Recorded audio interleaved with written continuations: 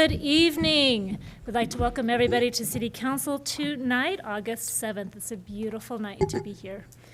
I'd like to do a roll call, please. Councilmember Dennehy? Here. Councilmember Schmischer? Here. Councilmember B. Smith? Absent. Councilmember Stein? Here. Councilmember Tracy? Here. Councilmember Worthington? Here. Mayor Pro Tem Hamrick? Here. Mayor Smith? Here. Let's all please rise for the Pledge of Allegiance. I pledge allegiance to the flag of the United States of America and to the republic for which it stands, one nation, under God, indivisible, with liberty and justice for all. Thank you. We have a few citizens that have requested to address council on an item that is not on our agenda, and I'll call them up in the order that they've been received. We will start with George Turner, then Dennis Weed, and after that, Doug Cohen.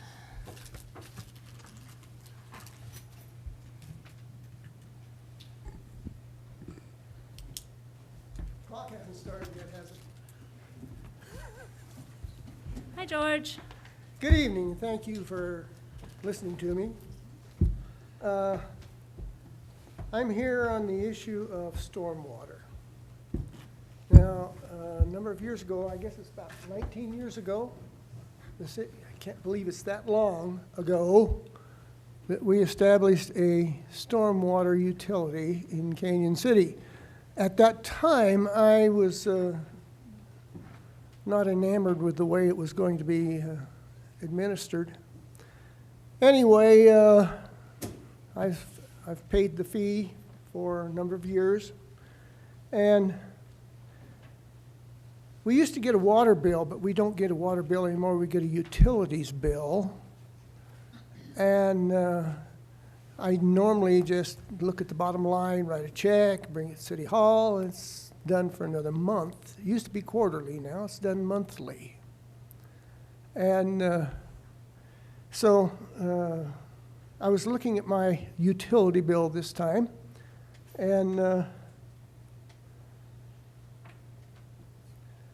my water usage cost $14.86. My utility bill was $57.50, significantly more than the cost of the water that I was purchasing.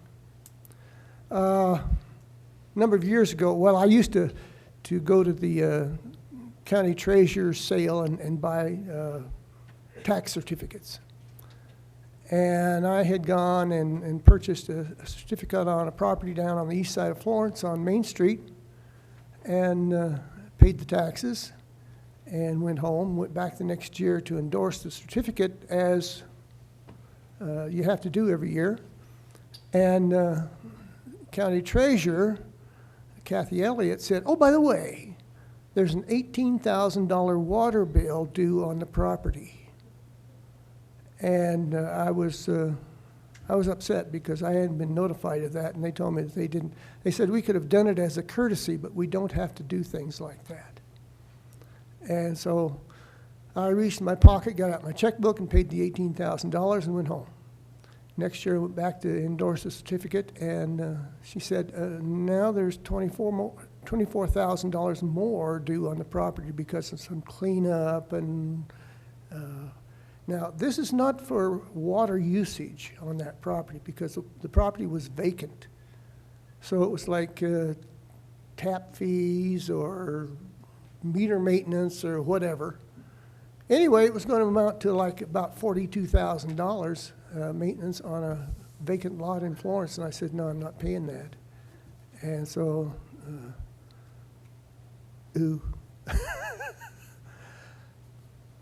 I'm out of time, I guess.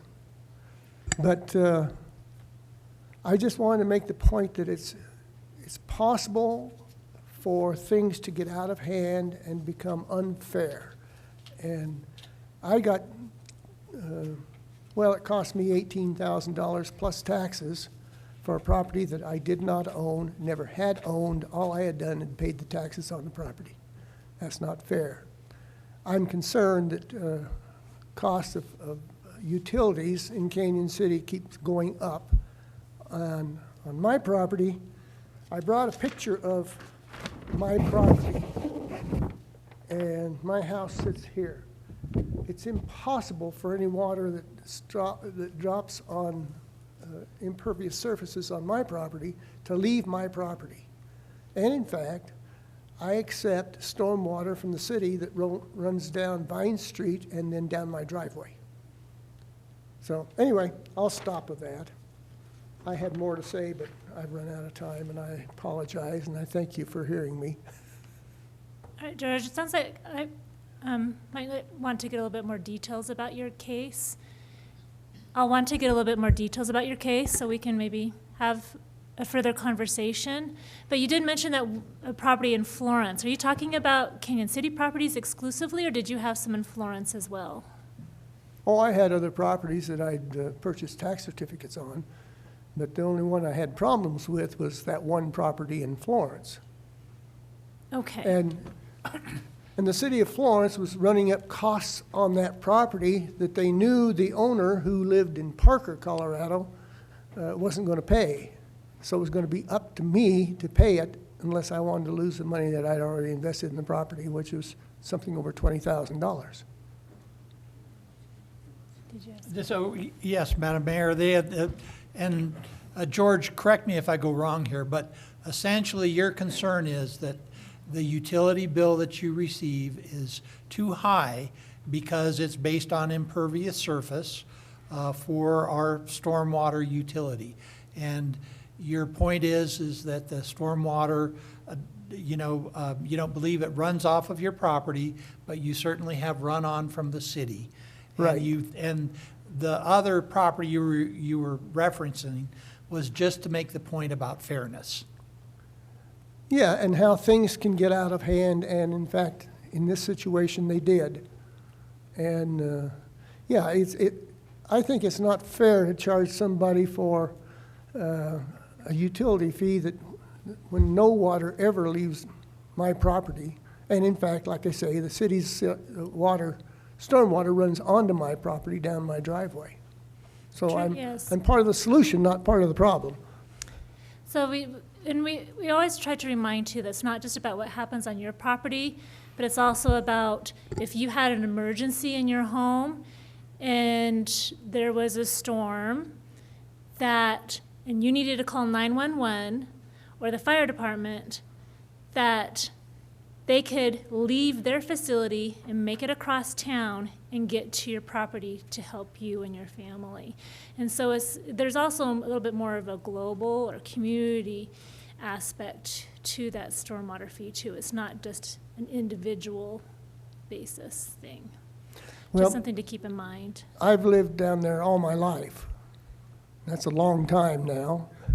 I've been flooded one time, thanks to Bob Salmon, the city engineer, who placed a grate in the floodway, and the first flood that came down the ditch, all the trash plugged up the grate and flooded the entire area down there, and it cost me 2 hot water tanks and a bunch of stuff that I had stored under the house. So my only experience with flooding on my property is thanks to the city. Well, thank you for being here, George, and for making sure that we keep this bee in our bonnet and are aware of the implications of stormwater fees. We do have Dennis Weed that's next. Thank you.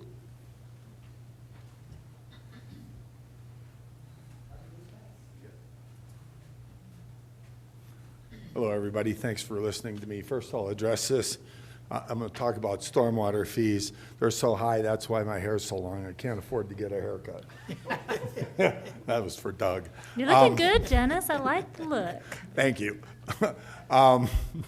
Okay, so as George mentioned, stormwater fee started in 2004, and I own a piece of property. It's where my business, Raft Masters, is located. And back then, I had a very adversarial relationship with the city.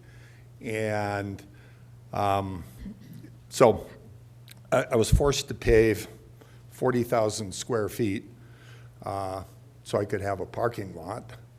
And then subsequently, the stormwater fee came into effect, and that costs me about $160 a month on that parking lot. But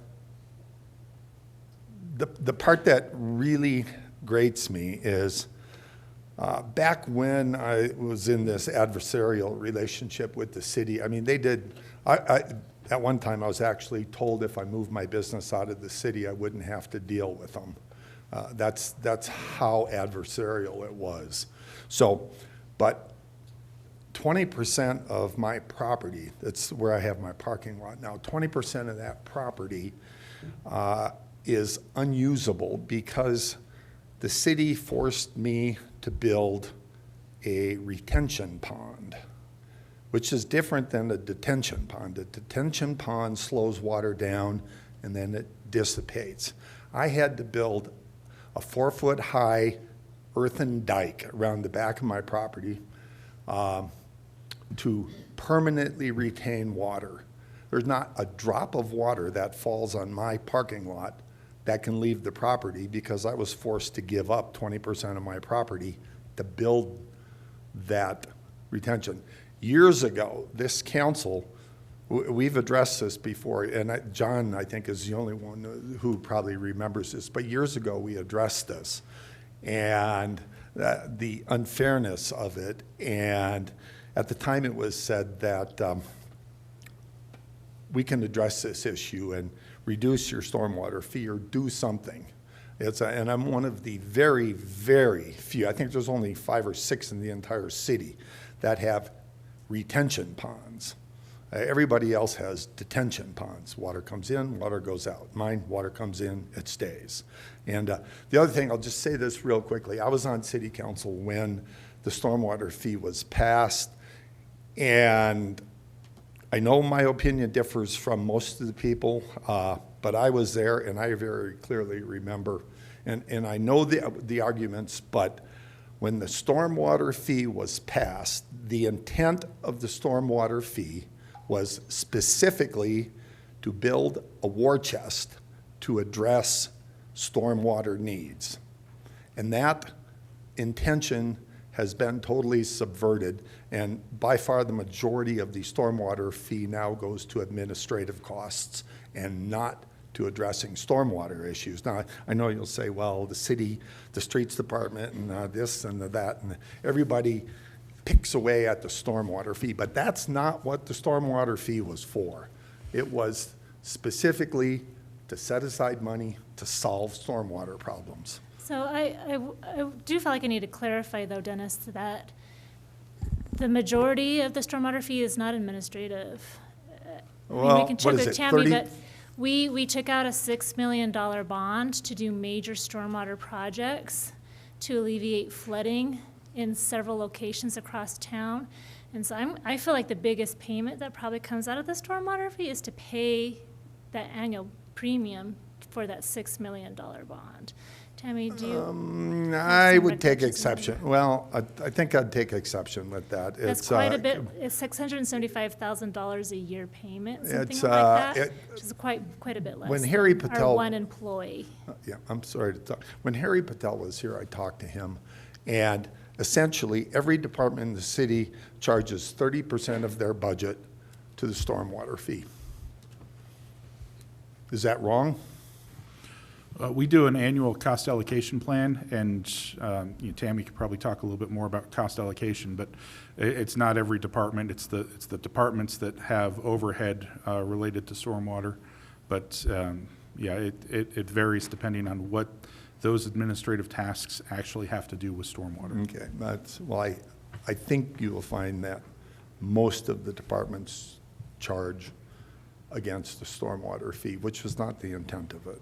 But anyhow, my main issue here is I got a retention pond. I should get some kind of a credit because I was forced to build it, and that water cannot leave my property.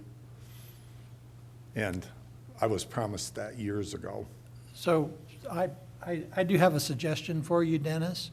We do have a new Public Works Director, Leo Evans. He's here tonight.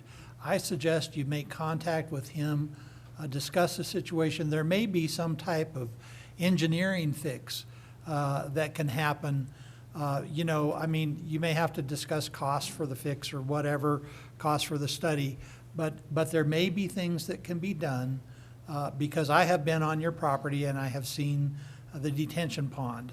And I realize that there were not always good relations between various city departments and our citizens. And, you know, that's one thing that we've been trying to work on. The other thing that I would point out is that, you know, when I first came on to council, we were talking about stormwater issues, right? And pretty quickly, I realized that there was a distinction that we were not making when we talked stormwater, because we were lumping everything all together. There's actually two issues. There's a stormwater permit and stormwater quantity. So it's really quality and quantity are the two stormwater issues. And they both have a different solution and they both have different costs. Unfortunately, on the quantity side, the solution for that was a $70 million investment in stormwater waterways and runoff facilities and things like that. That's part of what we've been doing with the money. The mayor referenced as that, but there's also a quality issue. This is an unfunded federal mandate that the city has to follow. We have to have a stormwater program. And so your stormwater fee goes to both sides of that equation. And so it's more complicated than it was perhaps realized in the past. But there's two issues there. Oh, yeah, no, nobody was going to bother to do it. But if you went back and researched the minutes of the meetings from 2004, you would clearly see that the intent of that was well-defined, and it had nothing administrative, and it had nothing to do with quality. It was strictly solving problems. Well, EPA regulations that come with thousands of dollars of daily fines if you don't address quality is probably where that intention changed. Because if we don't address the quality, we could face thousands of dollars of daily fines. I get it. I understand it, but I'm just saying that's not what the stormwater fee was set up to do. That's so. All right. Thank you, Dennis. Yeah, go ahead and exchange your contact information with Leo over here in the blue shirt. Doug.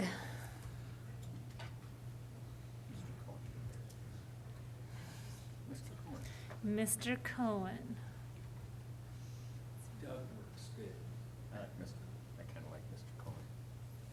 Thank you for allowing me to speak. I'm going to approach this from a different angle. Water's beautiful where you want it. I applaud the city for Rhodes Avenue and all the work they've done there. I think it's a great project. I hope the Water Committee will hit this, not necessarily with a vengeance, but with a great deal of importance. This last weekend proved what our system cannot handle. I realize it's expensive. So I applaud you guys for what you've done. Please keep your nose to the grindstone with this. The Water Committee, I'll try to make sure they do. Thanks, Tim. And we'll go from there. And once again, thank you. Thank you, Mr. Cohen. And for Dennis, George, and Doug, we will keep our nose to the grindstone on these important issues, and thank you for keeping us accountable. Are there any other requests to speak to council on anything that's not on the agenda? Then we'll move on to council member announcements. Councilmember Worthington. Yes, thank you, Mayor. I'd just like to give a shout out to both the police department and the fire department for coming en masse to the Dawson Ranch first annual Nights Out. And it's a national program, and we were so impressed. I think we must have had 20 from the police department, everybody from administrators to detectives to the chief. And then we had, first time the fire department has ever showed up, not that they've never been asked, so let me put it that way. And they were gracious enough to come also and brought an engine and sat, and we had over 100 residents come and talk with them, and I just wanted to say what a great opportunity and thank them again for doing that. Thank you. Councilmember Tracy. Thanks, Madam Mayor. A couple of things. Next Tuesday, August 15th, is the regular monthly meeting of the Lincoln Park Cotter Community Advisory Group. We don't have the agenda yet, but we're expecting either this month or next to see a draft of the human health risk assessment that's being done by a contractor for the EPA in regard to the site. And then I'll mention too, and perhaps others will also, that we have a city election coming up in November. There are 4 out of 7 seats up for election on council, plus the mayor's seat is up for election. It's a 2-year term for mayor. I understand, and the city clerk can correct me if I'm wrong, that the petitions, the nomination petitions, will be available beginning tomorrow and have to be turned in by August 28th. So encourage the public to take a look at this. We really need civic-minded people to be on council and do this work. Thanks. Councilmember Schmischer. Thank you, Madam Mayor. I just wanted to highlight the Creative Crosswalks public call for submissions. So the city received a grant to dress up some of our downtown crosswalks on Main Street and is seeking open public applications and submissions of creative ideas of ways that that could be done. They'll be cut out of stencils and painted for sustainability and reapplication. So keep that in mind, all of you creative people out there who may be interested in coming up with some ideas. They're due August 11th and can be submitted to creativecrosswalks@canyoncity.org. Thanks. Thank you. And Mayor Pro Tem Hamrick. Thank you, Madam Mayor. I have a brief report on the Water Committee, since we're talking stormwater and water issues. We have been meeting. We have had a couple of meetings. We have invited an individual from DOLA to come and talk to us, the Department of Local Affairs, who has, they have some water responsibilities and water expertise. We're going to hear from DOLA. We have agreed upon an agenda format. We're going to have standing committee topics such as source water, stormwater, legislative updates, and then any updates for council that we may have. The Stormwater Committee has looked at the well ordinance and has and fed back to Travis various comments on the well ordinance that will be coming to council at a general government or vision committee meeting. We have had a stormwater presentation from our stormwater department, and we also looked at extending out the multi-family incentive program that we have, that is expiring, that will need to be either renewed or whatever the decision of the council is. But we're moving forward. We've been having meetings and looking forward to our next meeting. Thank you. Seeing no more announcements, then we're going to move on to Ryan Stevens, our city administrator, for the consent agenda, please. All right, thank you, Madam Mayor, members of council. Item 7A is to approve the minutes for the regular city council meeting on July 17th, the vision meeting on July 19th, and the special meetings on July 10th, which was the energy and city-county meeting, and July 18th, which was the rec district meeting. 7B authorizes the mayor to appoint Robert Willett to the Open Planning Commission position. 7C authorizes the establishment of an internship position sponsored by Fremont County Department of Human Services. 7D authorizes the city administrator to sign the First Amendment to the agreement for professional services with the retail coach. 7E authorizes the city administrator to sign a technical services agreement with Black Hills Colorado Electric LLC for the US 50 lighting agreement in Phase 1, and the amount estimated to cost $662,738.90. 7F authorizes the purchase of police department ammunition under state bid in an amount not to exceed $14,108.79. 7G authorizes the surplus vehicles and equipment to be declared surplus and disposed of according to city purchasing policy. 7H awards bid 5423 scanner to ST Imaging in an amount not to exceed $6,730. 7I is to accept and file the 2022 annual audit, and we do have our auditor present tonight. And 7G is to receive and file cash disbursements. Thank you. I do see, Buck, I see that you're here. Do you want to address us about the HR position for the internship?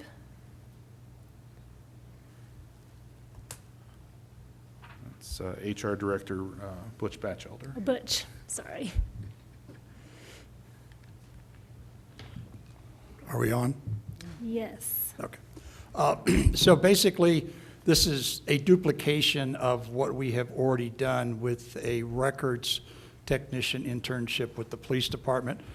It'll be under the same program that we partner with DHS on there. It's an opportunity for individuals in their program to not only get work experience, which they may be individuals coming back into the workforce after a prolonged absence, but it also gives them an opportunity through the grant to get experience in various fields to determine if there's an area of interest that they would like to pursue in their working career. The great thing about the grant is it's a reimbursable grant, so any expenses that we have in connection with the internship are reimbursed us by DHS through the federal grant that they have. The grant also supplies the individual with, if they need transportation, if they need clothing or anything like that, to allow them to work in a more professional environment. The grant can assist with that. And it's a 6-month grant that would renew, or we could renew, with another internship for another individual to come in on a 6-month basis, and we can continue it as long as the grant is in place and we're satisfied with the outcome of our participation. Thank you. Councilmember Tracy? Thanks, Madam Mayor. I have questions in regard to a couple of other items on the Okay. agenda, so. Well, anyone else have a question for Butch? Councilmember Schmischer. Thanks so much, Madam Mayor, and thanks so much, Director Batchelder, for taking advantage of this important program. We really appreciate it. It's always great to give folks an opportunity to try out a new area or to try to reenter the workforce after an absence. I did notice a couple of things in our job description that I thought might be a barrier to kind of those intended aspirations of the program. One being a valid unrestricted driver's license, and the other being at least 7 years of recent progressively responsible human resources experience. So I just wanted to see based on the terms of the program, if we get folks who don't necessarily have a driver's license, as you mentioned, they may not necessarily have transportation, and that's specifically one of the things that this grant can help them out with, or they don't have the 7 years of progressively higher responsibility in human resources, are they still able to apply? Are we still able to take them in, or are we setting the bar perhaps a little too high for an internship? Just Thanks. a point of clarification, the 7 years is a preferred, it's not a minimum. The minimum is 1 year of customer service experience and 1 year of office type experience. So those two get them into the pool. It's just the preferreds would allow people to rise to the top, if you will, in the pool itself. So they'd still be able to apply for the position. They'd still be eligible for the position. It's just, those with more experience might have better opportunity. And then the driver's license, I'm sure that the city administrator would be willing to make an exception as long as they can show they have a reliable means of arriving to work on a daily basis during the work week. Awesome, thank you. And again, thanks so much for taking advantage of these types of programs and learning from some of the successes of the Canyon City Police Department. Thank you for being here to answer questions tonight. Appreciate it. Yes, ma'am. Councilmember Tracy? Thanks. My questions are in regard to 7D and 7E, so I wasn't sure how you wanted to proceed with that. Why don't we go ahead and start with item D and invite Rick Harmon, our Economic Development Manager, to come up and maybe talk a little bit about the retail coach, and then we will open up with questions.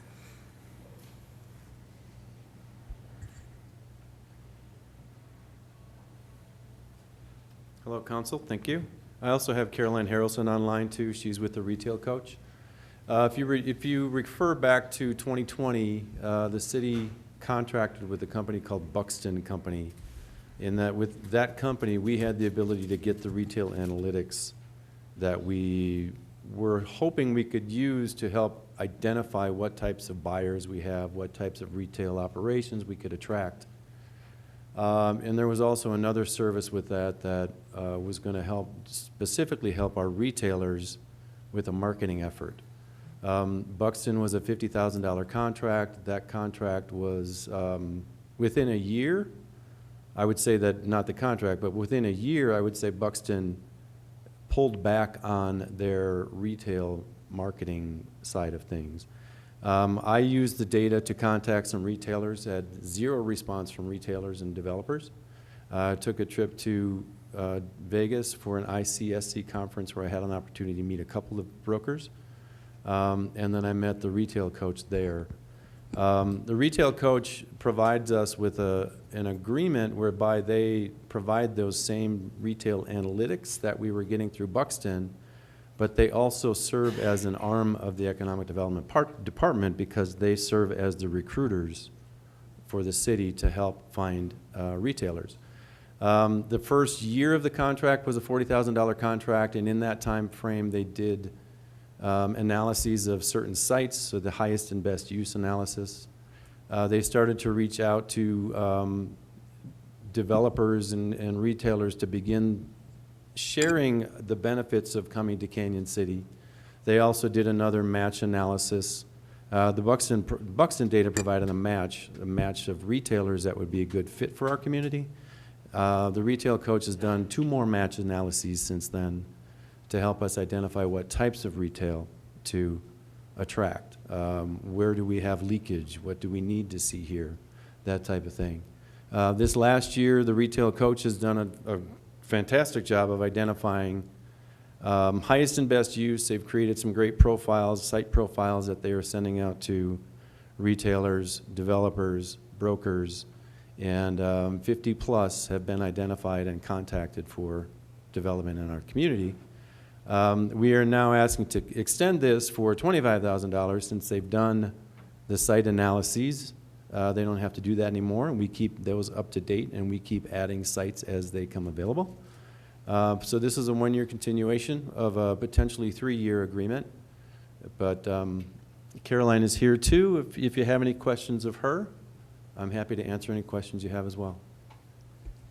We'll start with Councilmember Tracy. Thanks. My questions are smallish, I think. Just had a question in regard to language on the First Amendment, which in our packet is page 22 of the City Council packet. Just wondering why the number 2 on that page is being deleted, the provisions regarding workers without authorization. And I know there's an answer to this, but I thought it'd be worth just bringing up at the meeting. I can answer that. That statute has been repealed by the legislature, so we cannot have that language anymore. Cannot. Cannot. And then my only other question, really, and I will say, too, that I really appreciate the work that's being done by our staff and by the retail coach. In reviewing, and we'll talk about the audit in a little bit, but in reviewing the audit document, they're just, clarifies again how this is such an important focus for the city right now is economic development. On page 33, this is just, I think, a typo. It's the department program affidavit refers to the city of Manitou Springs. So I'm assuming that'll be fixed or is fixed And again, already. we can't have, that language should not be there at all, because when we eliminate the workers without authorization. So then that will just go away. All those exhibits go away. Thank you. That's helpful. That's all I have. Councilmember Schmischer. Thank you, Madam Mayor. I completely understand that with this type of program, it typically takes some time to bear fruit. You have to make relationships, you have to reach out, you have to do the analysis and the reporting. I guess I'd like a little bit more information about what we can expect in the second year. I mean, obviously, I know you can't guarantee anything, but given that we are a year into the relationship, I'd just like a little bit of a greater level of granularity as we're being asked to extend for another year. I understand that we are going to be getting a much more in-depth presentation at the Vision Committee meeting later this month, and I'm wondering if it's possible to push the decision on whether or not to extend for a year until after we've received that more granular briefing. Thanks. That is completely, I don't think the retail coach has any concerns about that. That's completely council's determination or pleasure, I guess.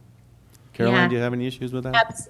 Absolutely. That's 100% up to you guys, and we completely understand your thinking on that. So certainly willing to let you guys think about it and talk about it further at that strategic planning meeting.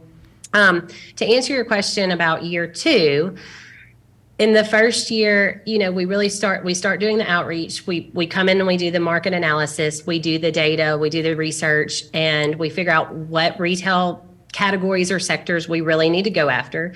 We figure out what retailers in those retail categories that we need to go after. And then we start to do the outreach, and we send them the reports that we've gotten. We send them the mobile cell phone data analysis, everything that says exactly who your consumers are, how often people are shopping in your trade area, how often people are shopping in your community specifically.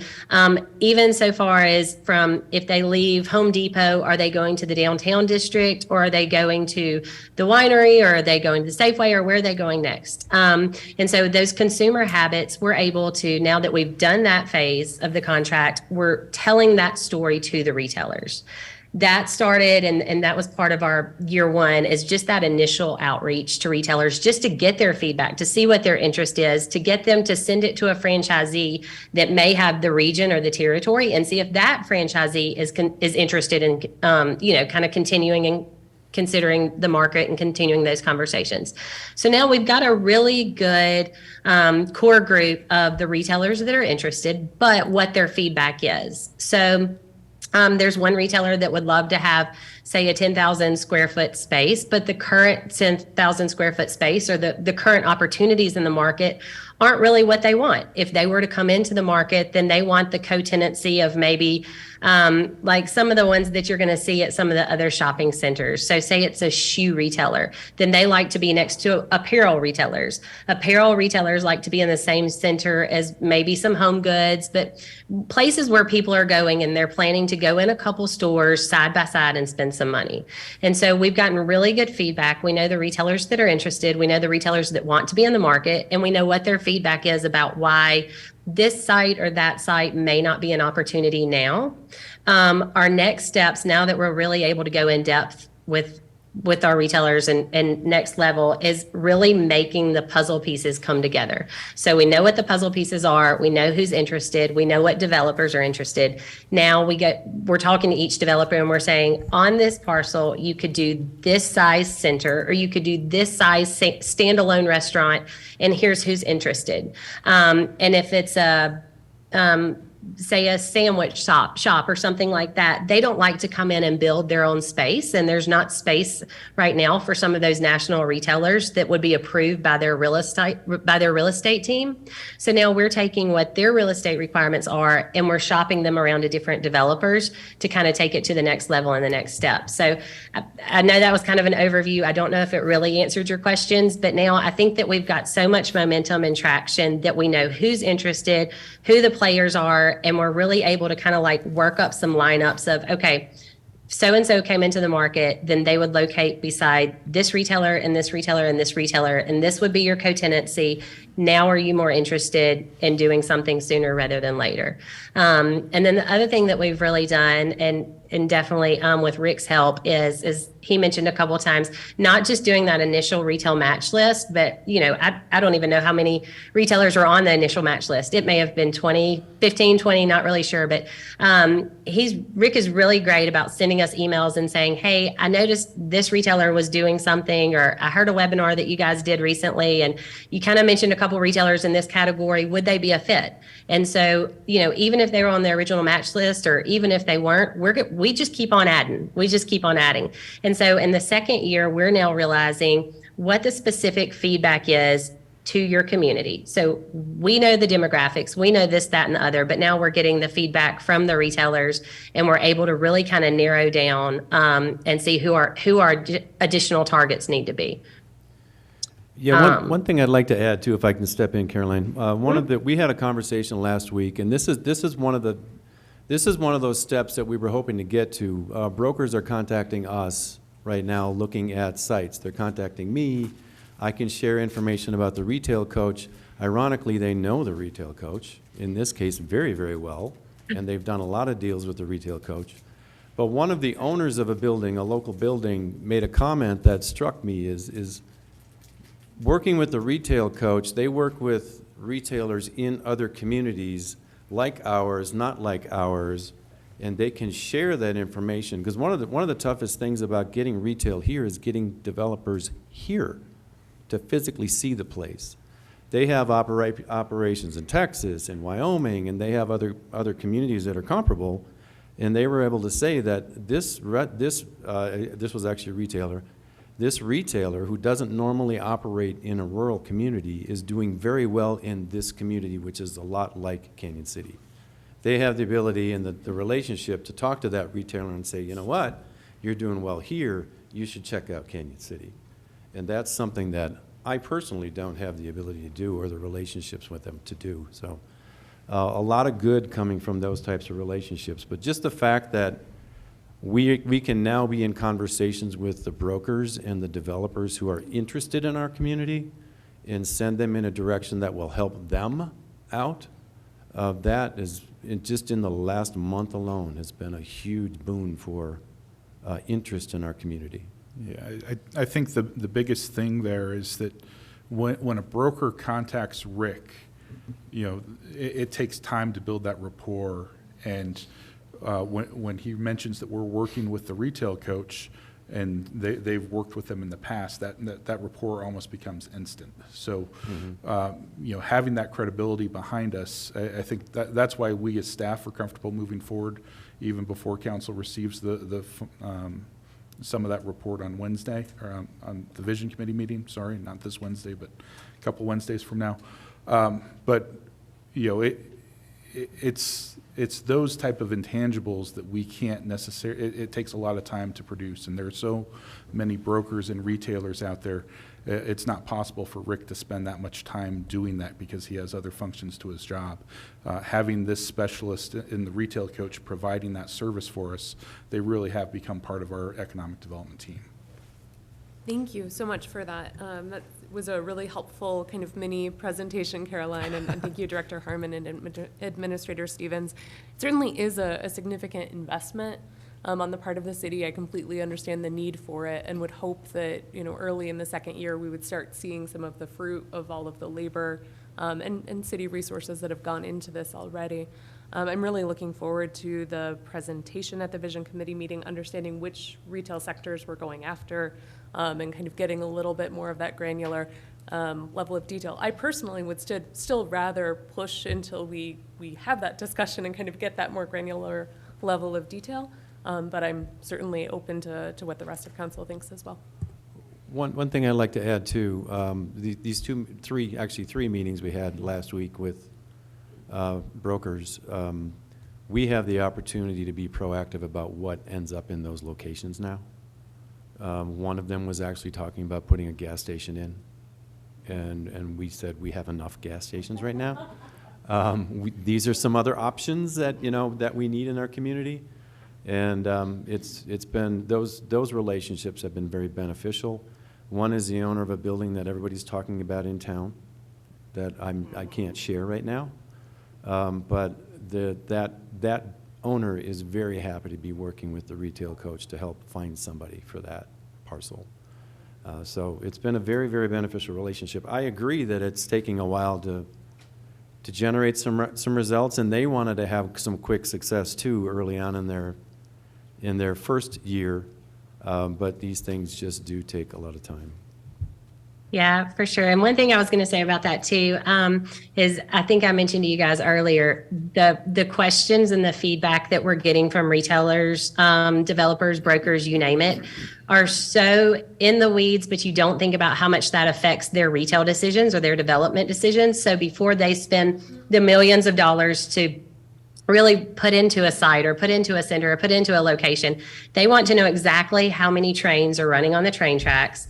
They want to know what times of day. I mean, every question that you can imagine, even after we meet with them, then they present it to their real estate committee. And then they come back a month later or a couple weeks later and they say, well, the committee liked it, but they're really scared of this site because of X, Y, Z.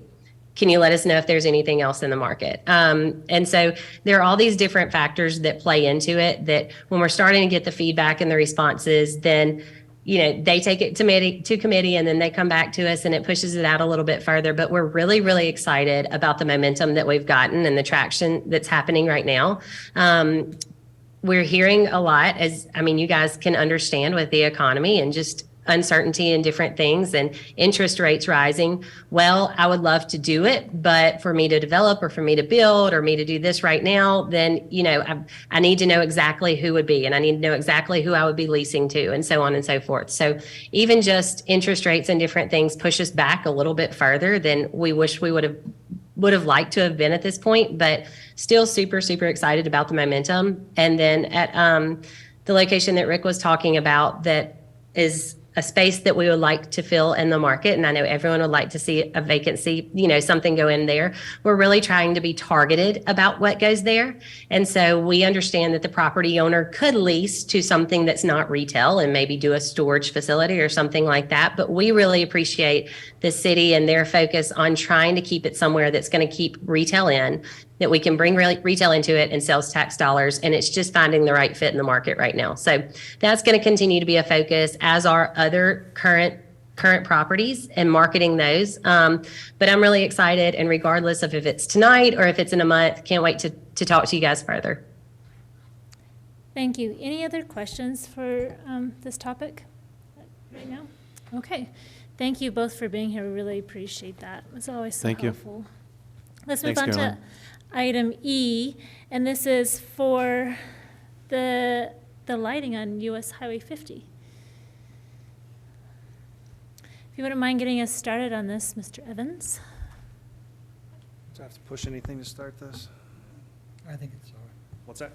You're good. I'm good. All right. I always wonder. Item E today is been a long time in the works. This is an agreement between the city and Black Hills Energy that would cover the installation of streetlights along US 50 from approximately 15th Street east to McKenzie. We have some federal and state dollars behind this project. I believe the total that we have budgeted right now for this project is around $725,000. Around $122,000 of that is local match, and the rest of that is federal and state dollars.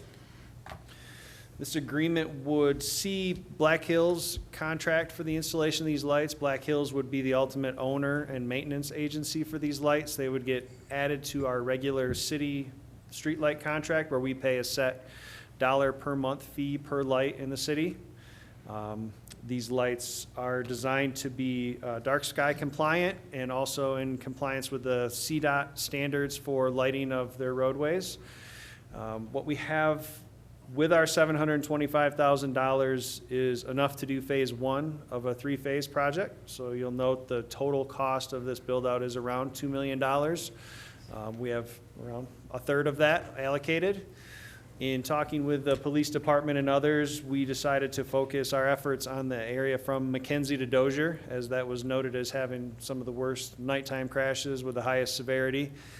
in the region. So that was kind of how we picked that priority. It also worked out, that area was easier for Black Hills to provide power to a lot of these lights. Some of the other areas get more challenging with having to bring power across the railroad tracks or just power to areas that don't have it in close vicinity. So this was a kind of a preferred option for both of us, I guess I'd say. And so the only other thing I think I wanted to mention was Black Hills expects that, you know, if we decide to go forward with this tonight and get them the signed agreement, that they could start procuring materials and maybe have construction underway in as quick as 30 to 60 days. That's kind of their time frame. So that's it. Take any questions anyone else has. Thank you. Councilmember Tracy. Thanks. I think I had several questions that I passed along to Leo and to the city administrator, and thought it would be good to kind of lay all of that out in public. But let me just start by saying that this is a very expensive project, and if I understood you correctly, the match that the city is paying is, the number you gave was for phase 1 out of 3 phases, is that right? The That's 100 correct. and some? $122,000. So do we yet know, one question is, do we yet know what else the city will need out of our coffers for phase 2 and 3? Do we know that yet? We do not. We applied for additional TAP funding, which is Transportation Alternatives Programs, which is a federal program. This project was not selected for that. I've had some initial discussions with CDOT about their safety program dollars for the region to see if this project would be a good fit for that. The call for that opens in January, so if this ends up, you know, getting a approval from them that it would be a good project to submit, we'll likely recommend pursuing safety dollars for that. But right now, there's no funding allocated for phase 2 or 3, or no requirement that we would complete them if we did not have the funding available for it. So for me, every question I had and concern that I had kind of goes under one big umbrella category, and that is, as we all know, as an electricity provider, Black Hills is a regulated monopoly. But apparently, they're also kind of a regulated monopoly when it comes to streetlights, if I'm understanding correctly. So it's not like other things that the city spends money on, where we figure out what we need, we put it out to bid, we either select the lowest bidder or lowest best bidder, whatever. As I understand it, we don't have that option here. Is that right? That this is something Black Hills gets to do. They're setting the price. We're seeing really big numbers here, but I want to be sure that I understand that that's how this is working. There is an alternative. It's just usually not a very efficient alternative. We as a city could build and own, operate and maintain our own streetlight system on that corridor. The streetlights along Main Street are owned and operated by the city. We pay electric usage fees for those. We're responsible to, you know, have somebody go out and change a light bulb, or if one gets knocked over by a car, that's us. The alternative is to have Black Hills manage that for us. So the fee that you referenced is, okay, we're paying for the materials and the labor in these large numbers. Then there's a fee, then we would also pay the electricity costs, I assume. No, the fee of $8.22 a month per light covers the electric usage of that light and the cost for Black Hills to provide the operations and maintenance of that light. Okay. Yeah, and I think in the email dialogue that we had back and forth, I asked questions about several other things. I struggle with having such a large expenditure for the city where we haven't really been able to test how good this price is for us. And it's a lot of money for us. We can thank ourselves for having some CDOT money available for this first phase, but just even the city part of that, or the city match that we have to have, it's a lot of money. So I don't know what the solution is there, but I do have concerns that that's, you know, we put things out to bid that are just a few $1,000s, even on tonight's agenda. But something like this, we don't go through that kind of process. We don't know if we're getting a good price. I don't know how to resolve that concern. We could do some more cost comparison for, city-owned and built light systems. We tried to get some of that information from CDOT because the city doesn't have any bid history of doing that, but CDOT certainly does. And they weren't able to provide us with anything recent to use as a comparison. Do we know in areas served by the other investor-owned utility in the state, Xcel Energy, do we have any way of seeing if those communities are getting similar bills when they're putting in new street lights like this? Is there a way to find that out? I just, if it were a few $1,000s, fine, but it's hundreds of thousands, so. We could certainly reach out and solicit to, other public works departments around the state and see what they're experiencing. I don't know, I don't know how fair of a comparison it is to use Xcel if we can't truly use their pricing either. Right. And we'll get detailed invoices and costs on the back end, but yeah, I see your point that we can't force them to bid this and follow our purchasing policies for this installation. Right, and I'll just say, and I think maybe that's already clear, I think in our original packet that there wasn't really enough detail. We saw the total numbers. We didn't see what does each lamp cost, or what's the labor, what behind the scenes there, what are we being charged for labor? And I still have concerns in that area, just expensive. So I'll be quiet now, for now. Do we remember how much our Main Street lamps, I mean, they're way smaller and they're kind of custom because they're super beautiful, but even those are incredibly expensive. I don't know, I can't remember, but we've replaced them a couple of years ago, and I can imagine that just the cost of materials alone is a really big factor in this price. I believe Black Hills had given us some information. I think the materials alone is around $14,000 per light, and then the labor and equipment to do the installation is around another $10,000. I think they park out at about $24,000 per light. It's kind of a niche. Like, not just anybody can go put streetlights on a highway. But Amy, Councilmember Schmischer has gotten into the queue, and then Councilmember Worthington. Thank you, Madam Mayor. I just wanted to thank you. First off, this is such an important project. I hear so often about how folks feel unsafe driving through that stretch of town because it is so dark, and they are concerned about pedestrians on the sides of the road. So thank you for all of the work that has gone into this, and thank you for securing so many grant dollars to defray how expensive it is. I am wondering, in your professional opinion, when you saw the costs from Black Hills, did they seem reasonable to you? They're higher than in my past experience, but they were subsidized substantially in my previous state that I worked in through other costs, yes. But I had done some projects in previous work installing lights on a state highway system, and it was comparable to these numbers. And the initial per light cost that we received from Black Hills was higher. We've actually, Leo's done a lot of work to try and get it down as well. Thank you for that as well. And certainly second and echo Councilwoman Tracy's points when it comes to competition and the importance of being able to compete things out so that we do get the best price for the people of Canyon City. I am cognizant of the fact, and I love the idea of kind of doing more research and seeing what it would cost for us to do it ourselves and kind of what that looks like. But I am also cognizant of the fact that we have grant dollars on the line. Is there a timeline by which those would have to be spent that we should factor into the decision making? I believe we were allowed an extension through the end of 2024 to expend those dollars. To expend? Yes. Okay, so not just to obligate, but the project would actually need to be completed by the end of 2024? Correct. So what does, in terms of the timeline, does that give us the leeway to kind of do some of this research and see, or would we be risking that 500 and some odd thousand? Thank you.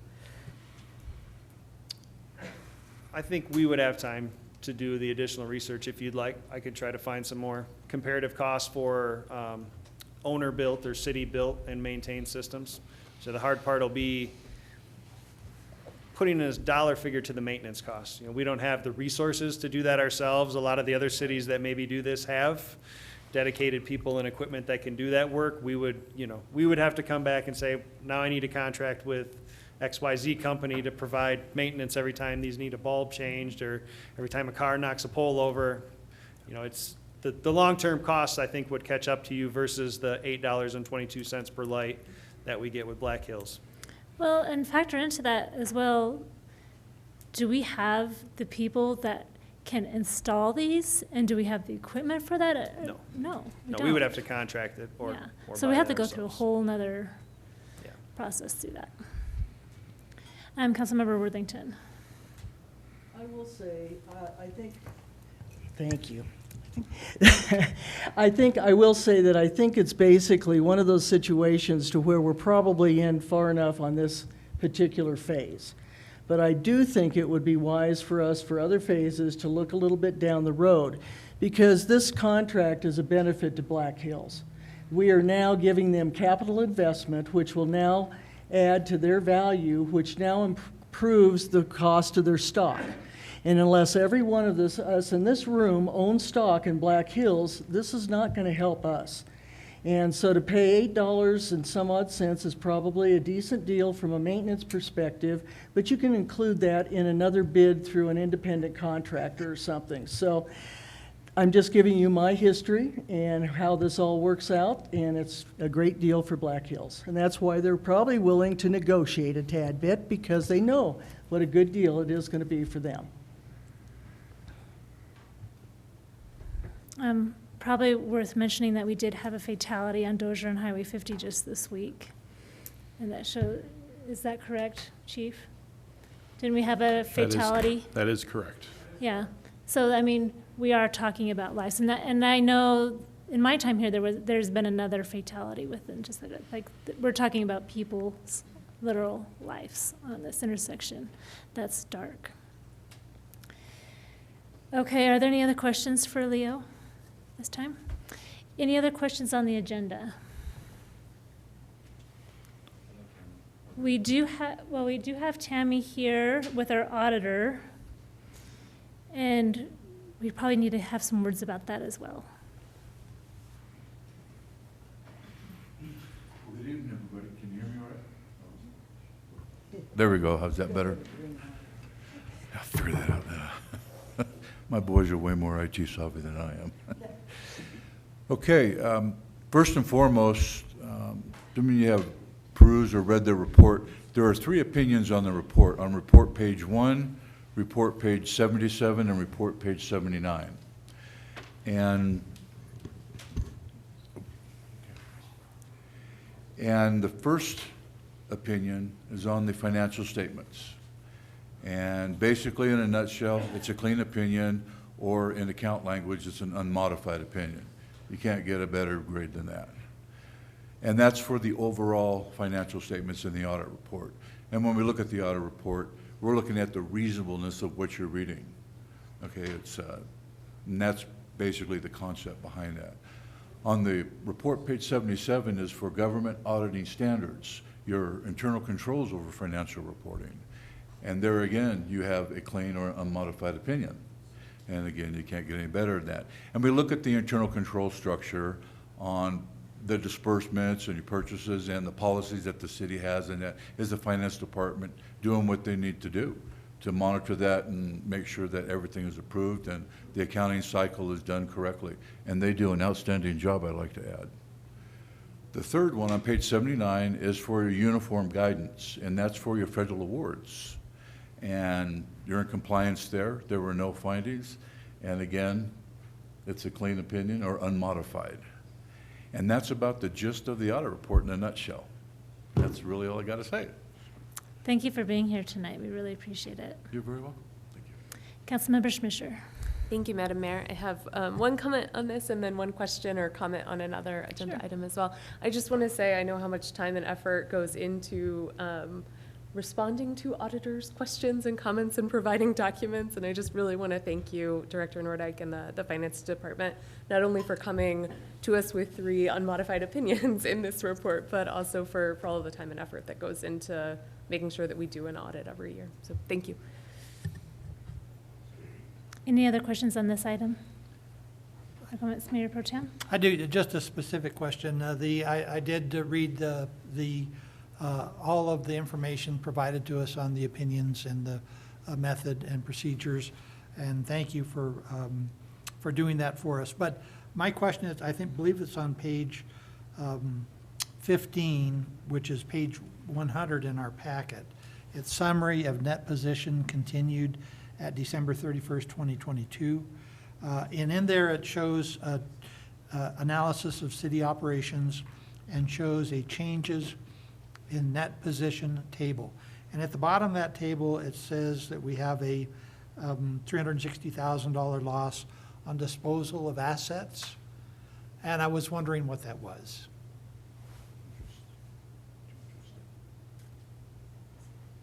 I gotta get your page on my, So, in our agenda, it's page 100, but on the report, it's page 15, Roman numeral 15.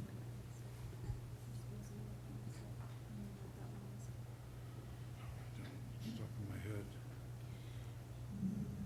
This year, when we were going through our fixed assets, we did have projects that were starting to be capitalized that weren't actually going to go forward. A lot of them were in construction in process. We had been carrying one of those in construction in process for, I would say, at least, was it 6 or 7 years, maybe longer than that. And so when we looked at the combination of all those, that is the majority of that. So we didn't actually lose money when we sold anything. We just had projects that we had sitting as a capital asset that we could no longer, we did not feel it was appropriate to have as a capital asset anymore. And so because we didn't get money for it, it comes across as a loss. Gotcha, understand. Thank you very much.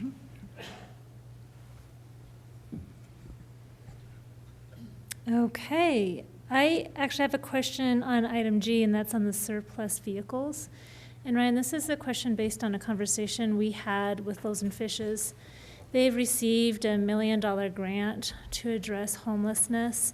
And with that grant, they're going to be getting a homeless outreach navigator. And she had mentioned that that navigator, she's going to have to figure out how to get them a car. And that this navigator is going to be incredibly important to getting all of our different agencies working on the same page and orchestrating things. And I was curious if one of these surplus vehicles might be able to be used in that capacity. Well, I think, the 1998 Sonoma is pretty old. I wouldn't recommend that one. And the Jeep Liberty, we've actually discontinued using all of those in the fleet because they're reaching their end of their useful life, and they're having a lot of mechanical issues right now. So I don't think that would be the best use of. So it's one of those gifts that would be a terrible gift. It would probably, it'd be a free gift that would be very expensive. Expensive, gotcha. Okay. Councilmember Schmischer. Thank you, Madam Mayor. I just wanted to give a quick shout out to the folks who support the museum and the museum donation fund. I saw that through their efforts, the museum is able to purchase a scanner that will allow them to digitize some of their older microfiche and some of their older archived equipment, and just really appreciate the citizens in our community who contribute in that way. Thanks. Thank you for that. Elijah, you're here tonight. Did you want to talk about the digital scanner? Or? Oh, very well. Thank you. Okay, well, I think we're ready to take a motion. Mayor Pro Tem Hamrick. Madam Mayor and Council, I move that we approve the consent agenda, tabling items D and E pending further information from staff. Second. There's been a motion and a second. And just to further clarify, item D, that further information will be on the third Wednesday, the Vision Committee in August. Is there any further discussion? Call vote then. Councilmember Dennehy? Aye. Schmischer? Aye. Stein? Aye. Tracy? Aye. Worthington? Aye. Mayor Pro Tem Hamrick? Aye. All right, thank you, council. Thank you, staff. It is so nice to have so many department heads here to be able to help us answer a lot of questions that we have. It's really appreciated. Ryan, would you like to give us an administrator's report? You have the written administrator's report. I'm happy to take any questions. The two items that I was going to talk about that were not in the administrator's report have already been covered, which were creative crosswalks and election petitions being available starting tomorrow. Councilmember Tracy. Actually, I think my question's already been answered. Oh, Thanks. wonderful. Okay. Councilmember Schmischer. Thank you, Madam Mayor. I just had one follow-up question with regard to backflow compliance. I noticed in your report, Administrator Stevens, that there are 10 individuals who have been non-responsive to the many outreaches that the Water Department has done, and that those individuals or businesses, I'm assuming, are now at risk of being shut off. I'm wondering, could you clarify, have we sent certified letters? Like, are we 100% positive that all of these individuals have received the communication regarding the backflow compliance issues that their properties currently face? We have tried multiple attempts in various forms, including certified mail, and the attempts have not stopped on our part. We're still continuing to reach out. What's the timeline for these individuals, and are they aware, like, I'm assuming the communications have now made it clear as to when water shutoff or would occur? Yeah, I don't have the specific timeline, but I could send that to council as far as when that will happen. But yes, the communications have all of that information in them. Okay, thank you. It's obviously, backflow compliance is obviously incredibly important for our city and for the quality and the protection of our water. It's obviously also really troubling to think about so many businesses having their water shut off. So I'm glad to hear that the water department, glad, not surprised, but glad to hear that the water department has made such a conscientious effort to reach out and ensure that everyone is aware of the potential ramifications of their actions. So thank you. You're welcome. I'd be curious what kind of feedback we're getting from those 10 of why they are not wishing to be in compliance. It's, from my understanding, it's no feedback. Just complete silence. Yes, ma'am. Okay, any other questions for Ryan at this time? I had one. Oh. Well, we'll go first to Mayor Pro Tem Hamrick, and then we'll back to you. Thank you, Madam Mayor. Just a quick question on the intergovernmental agreement on the comprehensive plan. I had note that staff has a first draft being completed. Realizing that it might change, would it be possible for us, for council to see that draft, to see where we are, see what's going on? I've been interested in that topic, but other than what we kind of see before us here, I don't really have a lot about it, and would like to understand better where we are, if that's possible. I understand it is a draft and things change. And Yeah, I don't know that we're quite ready for that, but once we have it at a position that we're more comfortable with, absolutely. Great. And it might be this, so right now this is an unreviewed draft by the county. Is that correct? I believe so. I don't know that they have seen a Yes, copy so of that yet. it would not be appropriate for us to see it at that point, but at some point, I would appreciate seeing it. Councilmember Schmischer. Thank you, Madam Mayor. I just wanted to give a shout out to the Parks Department for taking out or in the process of taking out the shrubs on 5th and Main. I know a lot of citizens have had a lot of trouble with that particular intersection and making safe turns onto Main Street. So thank you so much to the Parks Department for addressing it. I will make sure they receive that. Thank you. Okay, I believe we're ready to move on to item number 9, and that is a discussion on the UTV review. Chief Schick, are you ready to address council on the UTVs? I hear sirens outside and you peeking through the windows. If you need us to kind of switch things up to give you more time, we're okay doing that too. So while Chief Schick is walking up to the podium, when council approved the UTV ordinance, it was for an 18-month period. Council asked for a 12-month review, and that's where we're at right now. And I'll turn it over to Chief Schick to talk about what we've seen from registrations and general response that the PD has seen. Madam Mayor, members of council, to update you on this matter, let you know that we have successfully implemented the program. We've got 77 registrations current in 2022. We've registered an additional 23 vehicles in 2023. I'm sorry, 20 vehicles in 2023. The total revenue from those registrations amounts to $6,850. The total printing cost for the stickers, $2,100, all in told, and administrative cost based on the total time spent on the registration process is about $700. That would include the administrative paperwork, including decals, overtime cost, inspections, data entry, all of those things. Currently, we're averaging about 2 new registrations per week and about 2 re-registrations. And we're finding a lot of compliance and a lot of safe use of the vehicles. We haven't had any enforcement efforts on behalf of the city PD. I would tend to say that that's a reasonable deduction would be that most people are operating these machines as they intended, very safely on the streets, very, very responsibly, which is not surprising considering the numerous forums that we had and the folks that were petitioning City Council to enact this ordinance. So I'm pleased to find that. Any questions from council for Chief? Councilmember Schmischer? Thank you, Madam Mayor. I had a couple of questions.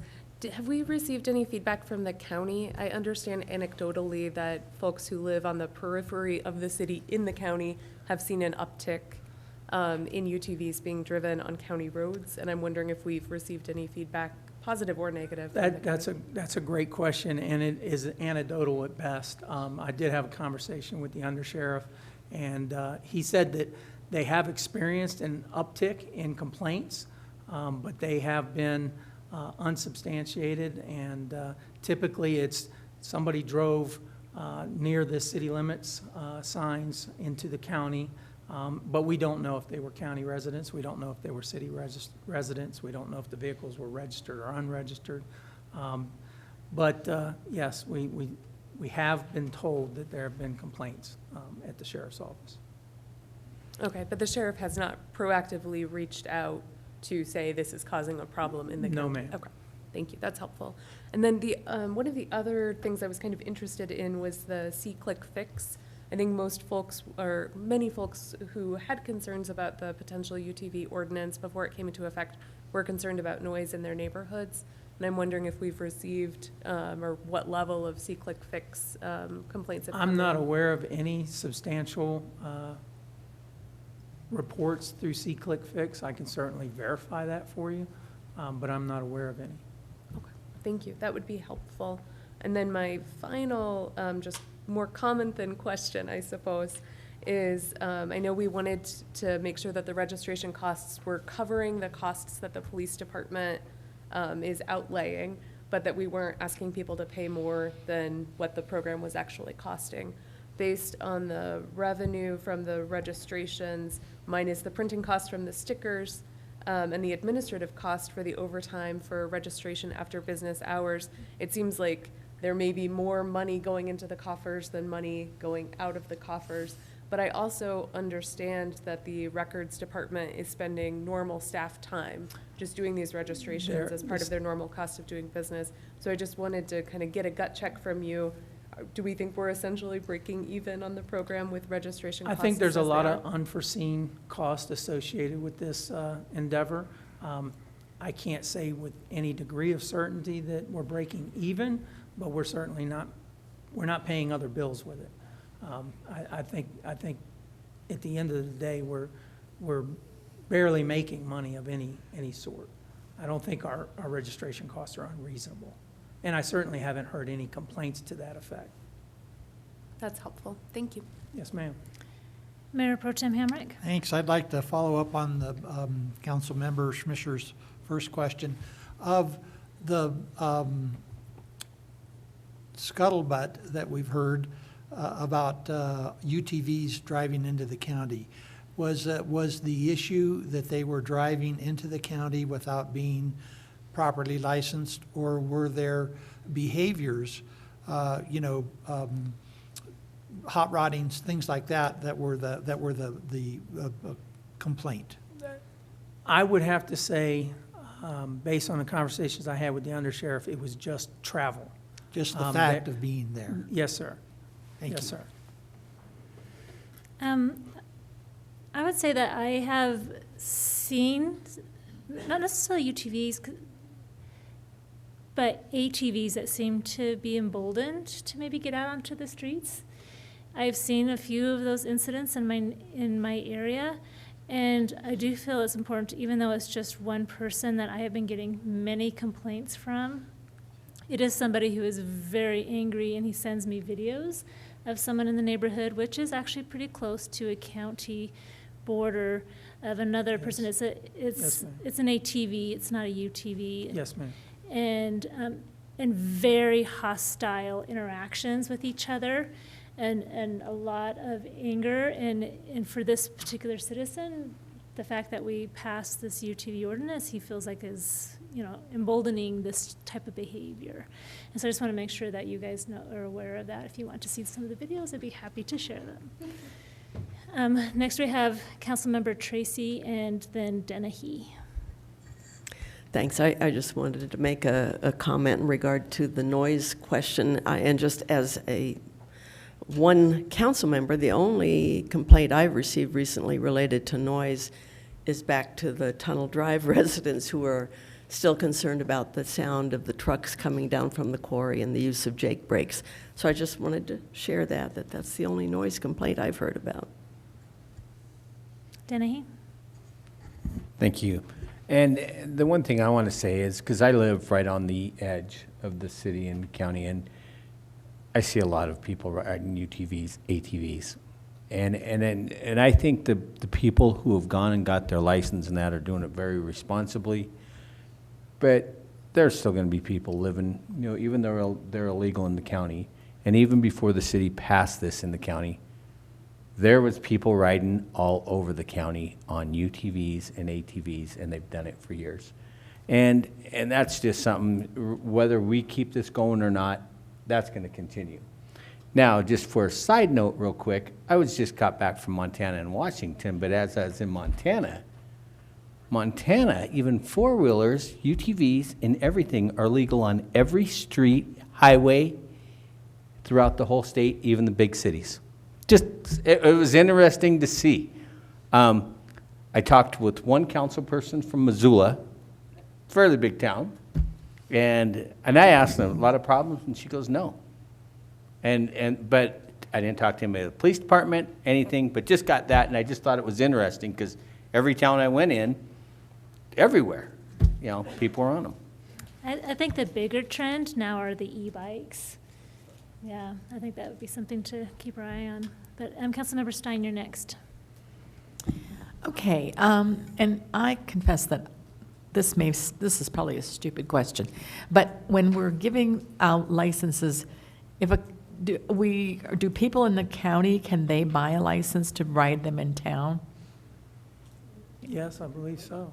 Okay, so if I had one and I lived in the county and I had a license to drive it in town, and I wanted to go to the grocery store, what am I going to do? I'm going to drive it on a county road. So I think that's kind of like, that's what's happening. That's part of it. And I do think we do have a problem with electric bikes. They're allowed on our trails, but not with their motors on. And I can tell you from the hiking that we do in our neighborhood that they're very callous of people walking dogs, people with their kids in strollers. They just, when you're on a bike, and I bike a lot, not with electric bikes, but you have to be careful on our trails. They're not that wide. If someone's walking a dog, you have to be respectful of that. If someone is, has a stroller, they're pushing and they have a little kid walking along with them, you don't want to just fly past them under electric power on our trails. And that's just common sense and courtesy. And I'm sure there's nothing we can do about it. But I just think our people should need to be aware that they're okay on the trails as long as you don't have the motor on while you're on the trail. Thank you. Councilmember Dennehy. And I'm just going to say, electric bikes do not go as fast as a pedal bike. I know this for sure. I'm an electric bike owner because I cannot pedal a bike. I cannot rotate my right leg enough to do a pedal. So I ride an electric bike, and I have gone on the trails, and I take my son on the trails. And to ban those on our trails and that would detriment me and our whole handicapped community, because that's a bike that even in our elders, anybody who cannot pedal, speed-wise, not as fast as a regular bike, not even close. My son can smoke me on his little bike, and I've got a very good electric bike. I've got a Rambo off-road bike. I can go 20 miles an hour on it. My little boy can beat me on 20 miles an hour. I'm just saying, it's not the bike, it might be the person. But I think, as we say, we're going to ban these on trails, really look at this. Because when you do that, you're cutting out a whole proportion of our society that cannot get on those trails without that electric bike. So let's make it clear that Right. e-bikes is not up for discussion right now. This is a UTV review about UTVs. Councilmember Schmischer.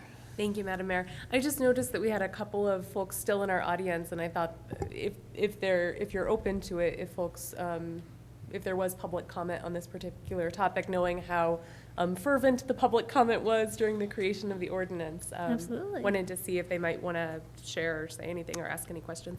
Pressure's on you. Anyone want to address council on UTVs? Yeah. If you wish. Well, I mean, there's three of you. Yes, please, come up and tell us your name, please, and where you live.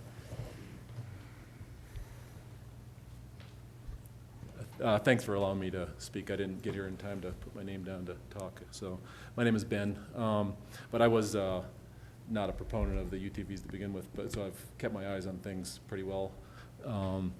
So, I mean, around town, I've certainly seen quite a few violations of up and down Highway 115, certainly a few on Highway 50, and then some of the frontage roads, all roads that were not supposed to have UTVs on it, so I've certainly seen them there. Going by, we had lived over on 9th Street since we've moved, but there was a go-kart that was routinely going up and down, and I eventually talked to the guy, and when he almost got killed by a big Dodge truck that almost ran him over, and he said, oh, well, they're approved. So there might be some messaging issues there of people that are, somebody mentioned ATVs or something, people being emboldened. There certainly have been I would say most of the UTVs that I've run into around town they're actually quieter than I sort of expected them to be, but there are also a few that I've run into on 15th Street and another one on 9th Street that were certainly above what I think would be a tolerable noise limit. But we don't have anything in place for limiting that or enforcing that or anything like that. So still certainly an issue. We're very early in the process. I was kind of surprised to have a review this early, but and then then there's also been numerous that I've seen that are unlicensed and people that maybe don't even know they need to get a license. I've looked to where the tag's supposed to be and I'm not seeing them on there, but maybe they just didn't have them on or what. But and I'm not sure if they're being pulled over, if they're being seen or not. But I know this is probably a fairly low priority issue, but. That's a difficult task. Sure, right sure, now. understood. The staffing levels where they've been. Absolutely. It's not the top priority, the enforcement. I totally get that, yeah. And I mean, even with the go-kart thing, the guide went by, I've seen about 20, 30 times go by, and eventually when he almost got killed by the Dodge truck, I did call the police that they weren't terribly interested in responding to it. And they said, if you see him again and he's stopped and we can get there, then fine, but they didn't have a whole lot of interest in pursuing him to his house. So So there's certainly a potential problem there of enforcement. The bigger issue for me, though, has been just when you step outside the county. We're saying it's just kind of colloquial or people passing on word. Well, I have fair amount of firsthand experience on Temple Canyon here. A serious uptick in the amount of traffic there of UTVs. You see them on the road going out, and then I ride from Section 13 up to the top of Temple Canyon, and on a few occasions there have been UTVs coming around the corner at a very good clip of speed, throwing up a lot of dust, much faster than most vehicles would do that. And on one occasion, a particular UTV was on 2 wheels coming around, and easily, if I wasn't in the right position, could have been hit or killed. So certainly the emboldened to head into the county is definitely a problem.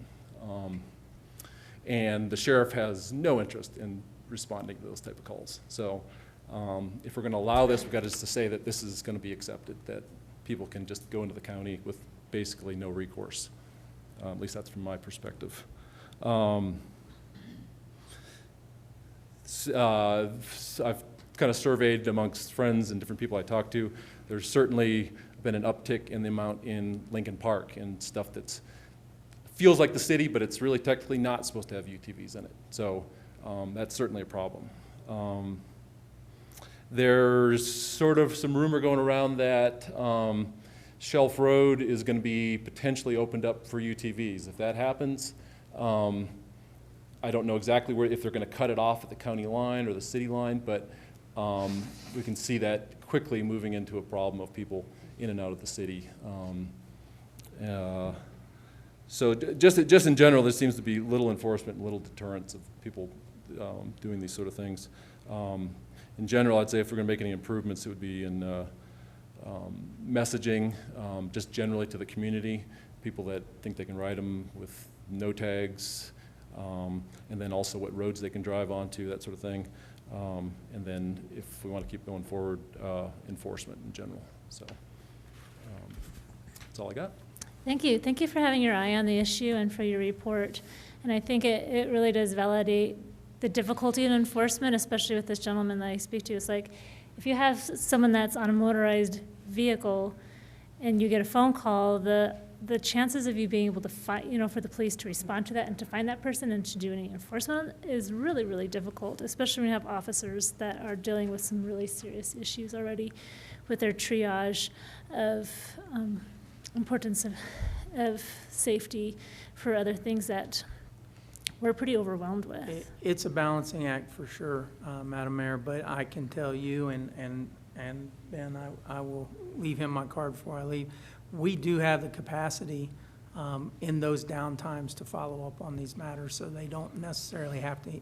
Ben indicated that this individual lived in the area, and I would expect my folks to follow up on that and at least make contact, as we did in the case that you were referring to, to make sure that they understand what the violations are, what the risks are, that type of thing. We may not be able to charge them, we can educate them. I think it sounds like there's still a lot of education to be It sounds like we can do we got some work to do in terms of messaging. Which is, it's a pilot, it's just beginning, so that's expected.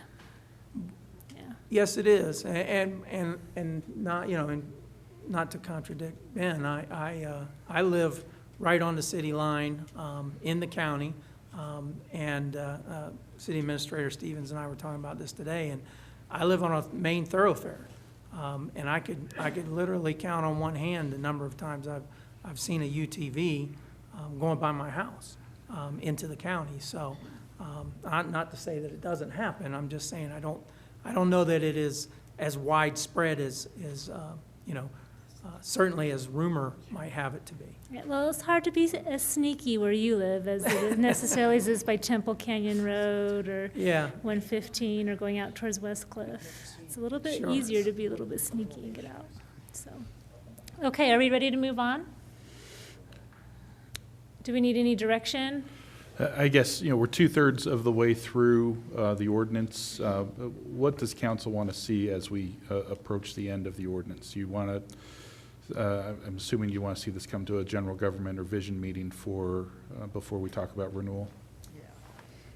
Yeah, but let's keep up with the education and maybe keep more logs about how many complaints are coming in and maybe educational opportunities to speak with people. Great. Okay, let's move on. Item 9B, this is the second reading for Ordinance 6, Series of 2023, concerning backyard ducks. This is a second reading. We have not received any additional public comments. Staff would recommend approving, but I do believe that Councilmember Tracy does have a minor revision that she'd like to suggest. Go ahead, Councilmember Tracy.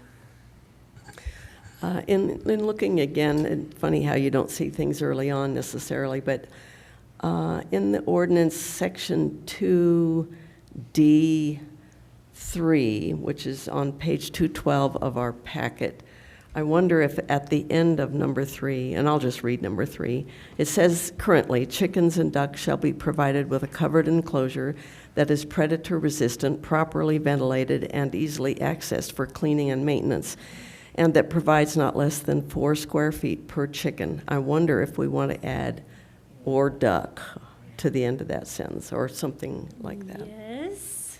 I think everywhere else we've got that kind of language covered. Should it be and/or duck? And or. Mm-hmm. But good, very good catch, Councilwoman Tracy. Councilmember It might. Schmischer, go ahead. Oh, sorry, I was just going to say, I don't have it right in front of me. There might be, I know that both chickens and ducks are addressed everywhere else, and so I'm not sure if there's language we could just pull from another section. And I would agree it's appropriate, and it would be and/or to be consistent with the rest of the ordinance. Okay. Certainly. Councilmember Schmischer, did you have anything else you wanted to add? Oh, that was it. Okay, would we like to make a motion with an amendment? Councilmember Schmischer, or Sure. I guess I still I'd have be your m- name on here. I'd be more than happy to. Madam Mayor, I'd like to move that we approve, let me get to it, that we approve ordinance number 6, series of 2023, an ordinance of the City of Canyon City amending Chapter 5 of Title 17 of the Canyon City Municipal Code concerning backyard ducks with one amendment in section 2D3. That the end of that section read that provides not less than 4 square feet per chicken and/or duck. I'll second. There's been a motion and a second. Any discussion? Call a vote. Councilmember Dennehy? Aye. Schmischer? Aye. Stein? Aye. Tracy? Aye. Worthington? Aye. Mayor Pro Tem Hamrick? Aye.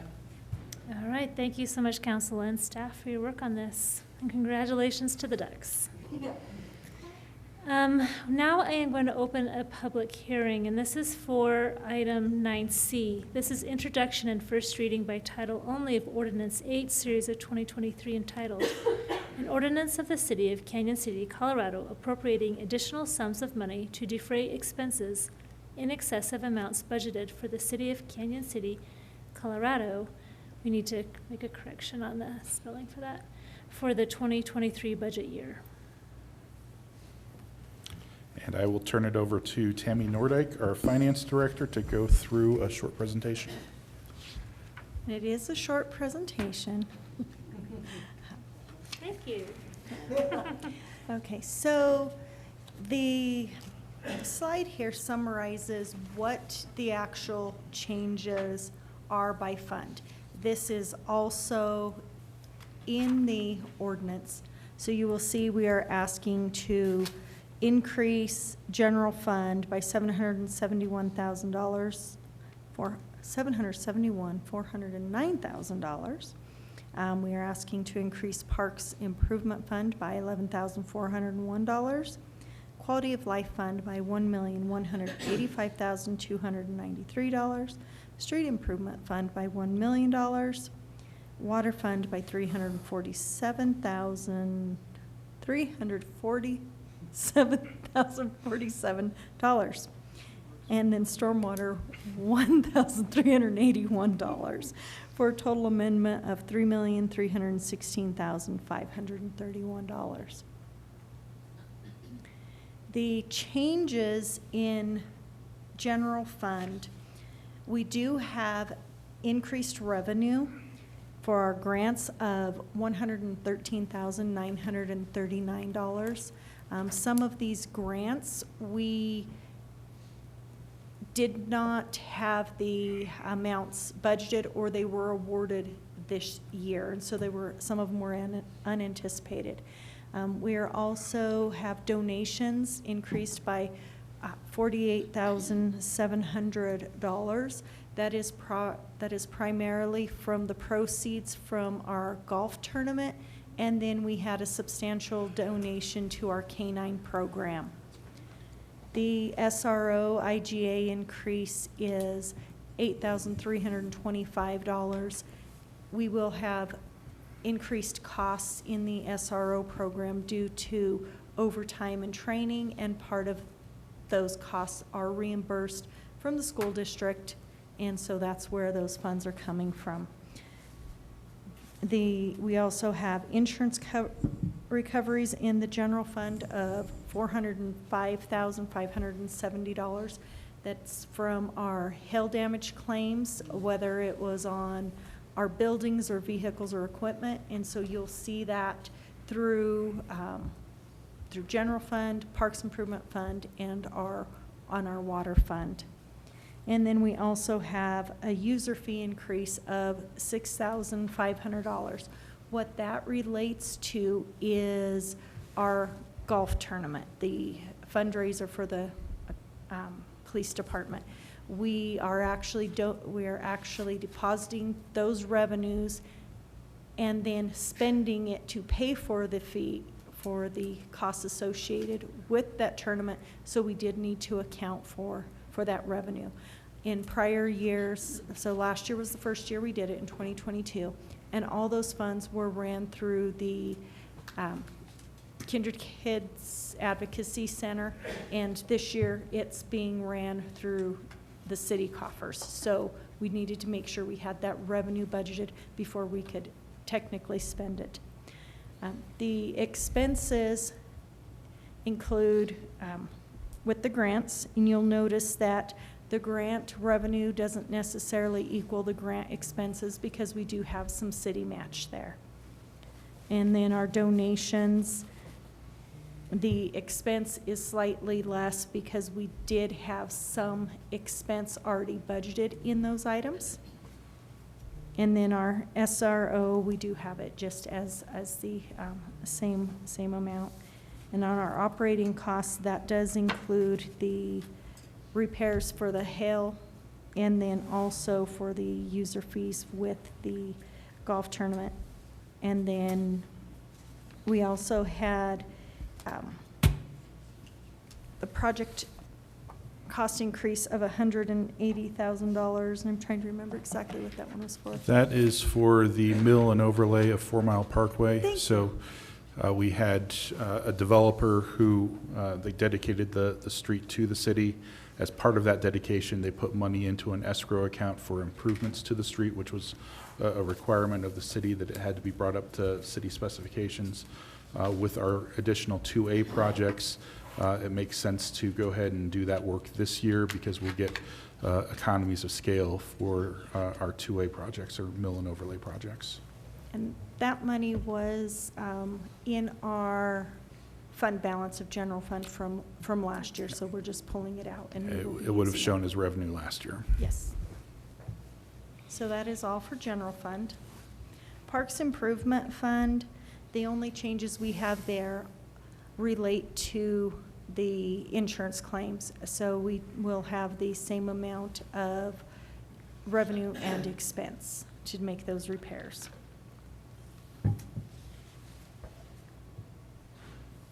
Quality of Life Fund, we did have additional grant revenue that we had not budgeted. So the grants, we had multiple, because this is So, yeah, the so with this Black one, Hills or the pedestrian lighting. This has to deal with the pedestrian lighting. We did get additional funding on that one, on the revenue side. For the pedestrian crossing. Okay. Yep. So these are additional funds that were just awarded to the city through CDOT. The Leo Evans spoke about earlier, the Transportation Alternatives Program. We received additional funding for our pedestrian crossing project, and those funds are recognizing those revenues and the additional expenses for that project. And then the expenditure change, like you said, are the increased expenses, and then our city match on some of the projects that did not necessarily have them budgeted. On 2A, we are looking to, Madam Mayor, may I ask a question? Yes. Thank you. Could I ask what the Reams Opportunity 1 is? Thank you. Is that, I think it's supposed to be the revitalizing Main Street. I Thank think you so that's a much. typo. I appreciate it. I just couldn't get there with the acronym RMS. Yep. Thank you so much. and then with our 2A, we're moving $1 million out of the reserves to use towards additional projects. In the water fund, we did receive a grant for our water master plan. We are anticipating spending half of it this year and half of it next year, so that is half of the award for the grant. And then also we had the insurance recoveries of $56,147. We are also asking to increase our cost of our project, and that one is for the, sorry, if I actually keep up with my notes. The Reynolds water line, what happened with that is when we prepared the 2023 budget, we were anticipating spending all of the funds last year and completing the project in '22. That did not happen, and so we needed to move money forward into 2023. And so the money at the end of last year went back into the water fund retained earnings, and now we are basically going to reallocate it to spend them in 2023. And then we have a change in stormwater fund for $1,381, and that is for damage caused by the hailstorms. And that is the entirety of our budget amendment for 2023. Councilmember Schmischer, did you have any additional questions? Any questions from anyone else on council? If not, then we can entertain a motion to, well, actually, I need to ask, does anyone in the audience wish to address the council? That would be you. Okay. You're still here. I'm so impressed. You got to go all the way with it. We appreciate it. Seeing none, excuse me, I'm going to close the public hearing. And now I'll ask for a motion. Madam Mayor, Yes. I move that we accept first reading of ordinance number 8, series of 2023, appropriating additional sums of money to defray expenses in excess of amounts budgeted for the 2023 budget year. Second. There's been a motion and a second. Any further discussion? I will call for a vote, please. Councilmember Dennehy? Aye. Schmischer? Aye. Stein? Aye. Tracy? Aye. Worthington? Aye. Mayor Pro Tem Hamrick? Aye. All right, it passes on first reading. There will be a second reading. But before I adjourn this meeting, I want to point out in the back of this room, I believe it was Leo Evans's wife brought cupcakes. They look homemade, very much so.